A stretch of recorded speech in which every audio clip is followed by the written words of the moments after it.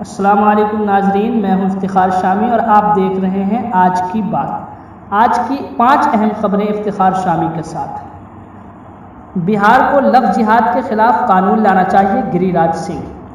वाज़ेह हो कि बिहार में लव जिहाद के खिलाफ कानून नाफिज करने का मरकजी वजीर गिरिराज सिंह ने जुमा को हिमायत करते हुए दावा किया कि ये मौजू मुल्क की रियासतों में परेशानी का सबब बन गया है। अफगानिस्तान सिलसिलावार धमाकों से लरज़ उठा। काबुल 5 लोगों की मौत, 21 से ज़ायद जख्मी। वाज़ेह हो कि अफगानिस्तान की दारुल हुकूमत काबुल में हुए सिलसिलावार धमाकों से काबुल लरज़ उठा। यह धमाका शहर के बीचों बीच वाक़ घनी आबादी वाले ग्रीन जोन और शुमाली इलाके में हुए हैं। इन धमाकों में 5 लोगों की मौत जबकि 21 से ज़ायद के ज़ख्मी होने की इत्तलात हैं।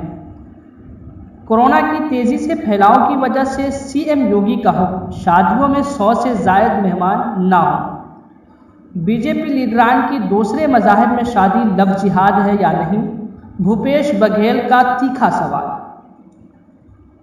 पंजाब में पीर से चलेंगी मुसाफिर ट्रेनें, खाली होंगी सभी ट्रैक। किसानों ने धरना खत्म करने का किया ऐलान। वाज़ेह हो कि न्यूज़ रिपोर्ट से मिली जानकारी के मुताबिक पंजाब में किसानों ने हालात की नज़ाकत के पेश नज़र 23 नवंबर तक रियासत के सभी ट्रैकों से धरने हटाने का ऐलान किया है।